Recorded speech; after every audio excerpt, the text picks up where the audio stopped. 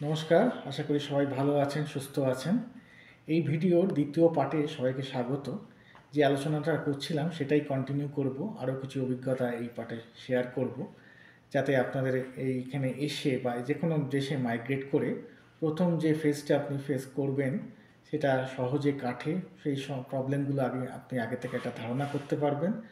আর problem থেকে বেরিয়ে আসার যে পদ্ধতিগুলো আমি বা আমার মতো এখানকার লোকেরা যেভাবে অবলম্বন করেছি, আপনারা সেগুলো জেনে সেই ধরনের সিমিলার পদ্ধতি আপনারা অবলম্বন করে এই প্রবলেমগুলো থেকে উত্তীর্ণ হতে পারবেন।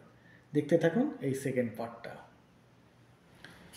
এর পরের পয়েন্টটা বলছি যে আপনি কিভাবে এখানে পরিচিতি বাড়াতে পারেন। আমরা প্রথমে যখন এখানে আসি, আউট অফ ইনসিকিউরিটি বলুন বা এই যে লো কনফিডেন্স এগুলো বলছিলাম, আমরা নিজেদের দেশের লোকজনের সঙ্গে থাকার চেষ্টা করি বা তারা যেখানে যেখানে আছে সেখানে গিয়ে বাড়ি ভাড়া নিতে চেষ্টা করি।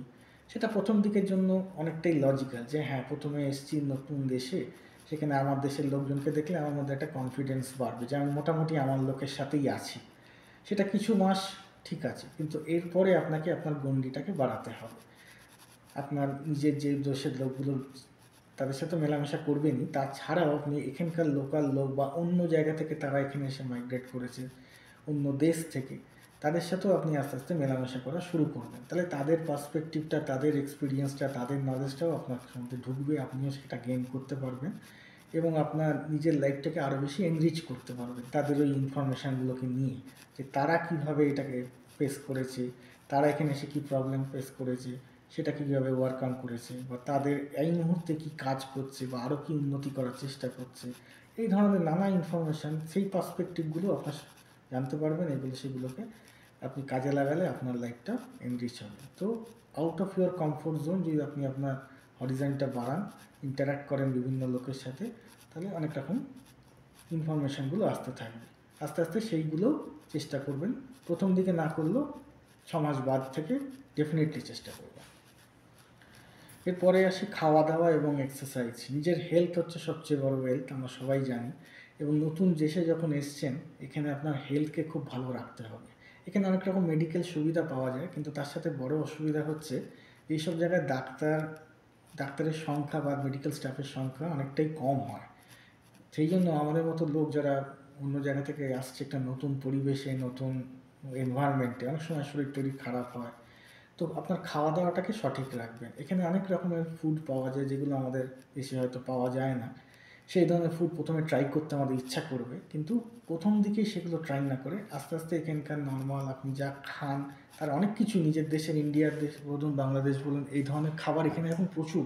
শুধু কানাডা নয়, কানাডা, ইউএসএ, ইউকে, ইউরোপের বিভিন্ন জায়গায়, অস্ট্রেলিয়া, আপনি যেখানেই যান, যেহেতু ইন্ডিয়ান এবং বাংলাদেশি লোক সব জায়গাতে অনেক পরিমাণে এখন আছে, তো এই ধরনের বাজার, এই ধরনের দোকান, এই ধরনের খাবার দাবার খুব নর্মালি সমস্ত জায়গায় পেয়ে যাবেন।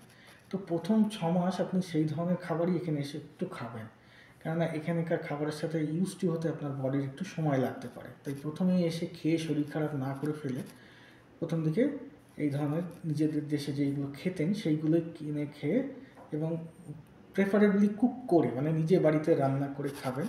প্রসেস ফুড বাইরে থেকে কিনে খাবেন না, বা ফ্রোজেন ফুড, এখানে অনেক রকম ফ্রোজেন ফুড পাওয়া যায়, খুব ইজিলি এনে আপনি মাইক্রোওয়েভে গরম করে খেয়ে নিতে পারেন। এই ধরনের ফুডগুলো অনেক রকম কেমিক্যাল দিয়ে প্রিজার্ভ করে রাখা হয়, সেগুলো প্রথম দিকেই খাবেন না। মাঝে সাঝে আপনি খেতে পারেন, ট্রাই করতে পারেন পরের দিক করে, কিন্তু প্রথম দিকে নয়, যাতে আপনার শরীর ঠিক থাকে। এগুলো খেলে অনেক সময় আপনার বডিতে স্যুট করতে নাও পারে এবং প্রবলেম হতে পারে।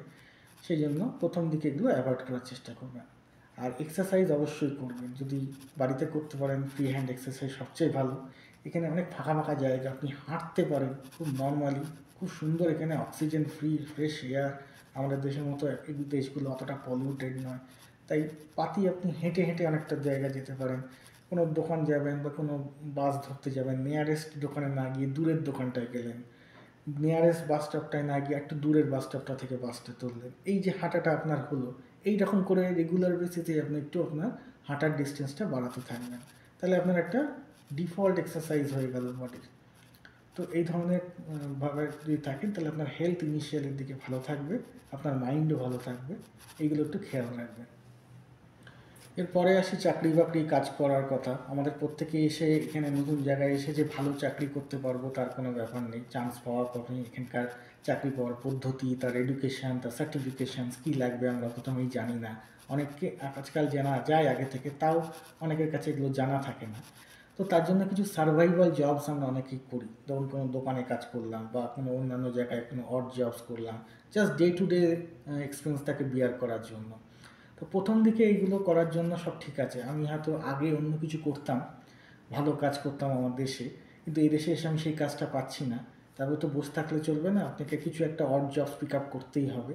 সেটা করলেন, কিন্তু আপনার মাইন্ডসেট এরকম হবে যে আপনাকে কিন্তু আপনার আগের যে স্কিল সেট সেটাকে কাজে লাগিয়ে আপনাকে ভালো কাজ করতে হবে, ভালো চাকরি করতে হবে।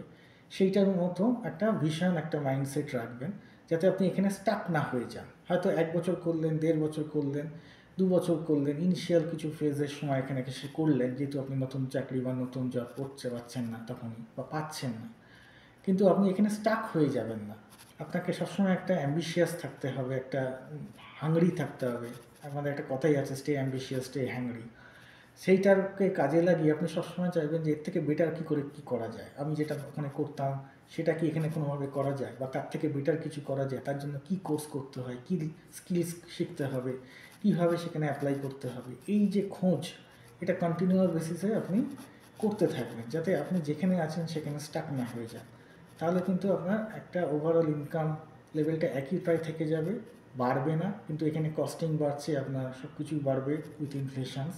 তো আপনার লাইফস্টাইলটা আস্তে আস্তে ডিগ্রেড করতে থাকবে। সেই জন্য সবসময় চেষ্টা করবেন যেখানে আছেন ইনিশিয়ালি ঠিক আছে, একটা অড জবস করলাম, কোনো জায়গায় কাজ করলাম, এটা কিছু দিনের জন্য, এরপরে আমাকে বেটার জায়গায় যেতে হবে। আমার যে কোয়ালিফিকেশান আছে সেটাকে অ্যাকচুয়াল জায়গায় ইউটিলাইজ করতে হবে, যাতে আমার ভ্যালু বাড়ে, আমি বেটার একটা ভ্যালু পাই ইন্ডাস্ট্রি থেকে। সেইটার জন্য সবসময় চেষ্টা করে যেতে হবে, এক জায়গায় স্টাক হয়ে থাকবেন না। এর পরের পয়েন্টটা হচ্ছে, আপনি যদি কোনো প্রবলেমে পড়েন এখানে, তাহলে কীভাবে সেই প্রবলেম থেকে আপনি বেরোতে পারবেন। এখানে কিন্তু অনেক রকম সংস্থা আছে, আপনাকে নানাভাবে হেল্প করে। ধরুন আপনার কিছু প্রবলেম হচ্ছে, তার থেকে একটা ফ্রাস্ট্রেশন আসছে, আপনি মেন্টালি খুব ডিপ্রেসড অ্যান্ড অল। তো সেই ক্ষেত্রে আপনার মেন্টাল যে থেরাপিস্ট আছে এখানে, ডক্টররা আছে, তাদের সাথে যোগাযোগ করতে পারেন। কেন মেন্টাল প্রবলেম আমরা অনেক সময় ইনিশিয়ালি ধরতে পারি না, কিন্তু একটা ফ্রাস্ট্রেশন হতে হতে আপনি ডিপ্রেশনে চলে যেতে পারেন, অনেক রকম সমস্যা হতে পারে। তাই জন্য মেন্টাল থেরাপিস্টের সঙ্গে যোগাযোগ করতে পারবেন। বন্ধুবান্ধব যারা এখানে হয়েছে এই কদিনের মধ্যে, বা পরিচিত লোক হয়েছে, বা কলিগস আপনার আছে, তাদের সাথে আপনি শেয়ার করুন আপনার প্রবলেমটা। তাহলে আপনি অনেকটা হালকা বোধ করবেন এবং অনেক কিছু ইনপুটস পাবেন তাদের থেকে, হয়তো তাদের এক্সপিরিয়েন্স থেকে, যে আপনি এই প্রবলেমটা থেকে কী করে বেরিয়ে আসতে পারেন। আপনি নিজের মধ্যে চেপে রাখবেন না, কারণ প্রথম দিকে এই ধরনের প্রবলেম হবেই। নতুন জায়গায় এসেছেন, অনেক কিছু ঠিকঠাকভাবে কাজ করবে না, যা আপনি প্ল্যান করেছেন তা পাবেন না, যেভাবে আপনি প্ল্যান করছেন কাজ করার জন্য সেভাবে এটা হবে না। তো এর থেকে অনেক ফ্রাস্ট্রেশন জেনারেট হয়। সেইটা ওভারকাম করার জন্য এই ধরনের লোকজনের সঙ্গে যোগাযোগ করবেন। এখানে অনেক চ্যারিটেবল সংস্থা আছে, এনজিওসের মতো, বা অনেক চার্চ আছে, যে চার্চরা এই ধরনের নিউ কামার্সদের হেল্প করে। তো সেই সব জায়গায় আপনি যোগাযোগ করতে পারেন। সেখানে হয়তো অনেক ফিজিক্যাল হেল্পও পেয়ে যাবেন। যেমন আপনার কিছু টেম্পোরারি মানির দরকার, সেই রকম মানি তারা সহজে হয়তো লেন্ড করতে পারে আপনাকে। বা অন্য কোনো জিনিস, যেমন আপনি কিছু জিনিসপত্র এখানে কিনতে চাইছেন, খোঁজ পাচ্ছেন না কোথায় কিনবেন সস্তায়, এখানে অনেক থ্রিফ্ট মার্কেট আছে। ভ্যালু ভিলেজ বলে এখানে একটা দোকানে আমি গিয়েছিলাম, সেটা একটা থ্রিফ্ট স্টোর, মানে সেকেন্ড হ্যান্ড জিনিস সেখানে পাওয়া যায়।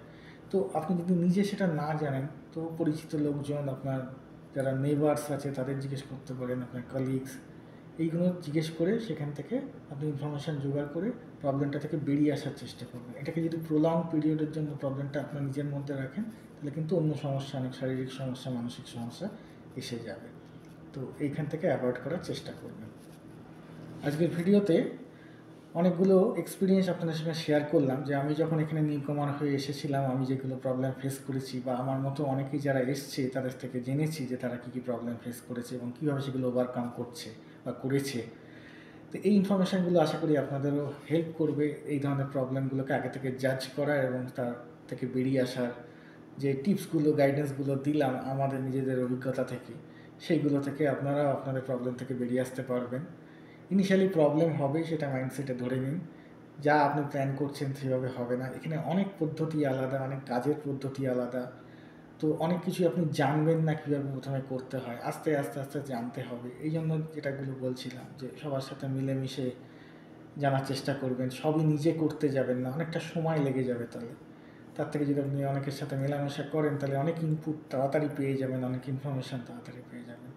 এই পয়েন্টগুলো মাথায় রাখবেন, আর এই পয়েন্টগুলো মাথায় রেখে এখানকার প্রথম জার্নিটা কাটাবার চেষ্টা করবেন, তাহলে দেখবেন আগামী জার্নিটা অনেক বেশি সুন্দর হয়ে গেছে, সুন্দরভাবে এখানে থাকতে পারছেন, সব কিছু তখন ওয়েল সেটেলড, আপনার কোনো আর অসুবিধা হবে না, আপনি নিজেও এক্সপিরিয়েন্স, আপনার কনফিডেন্স লেভেল বেড়ে গেছে, আপনি তখন ভালোভাবে এখানে লাইফ কাটাতে পারবেন। তো এই পদ্ধতিগুলো অবলম্বন করবেন। আশা করি এই ভিডিওতে যেগুলো বললাম, এক্সপিরিয়েন্সগুলো শেয়ার করলাম, এগুলো আপনাদের কাছে কাজে লাগবে।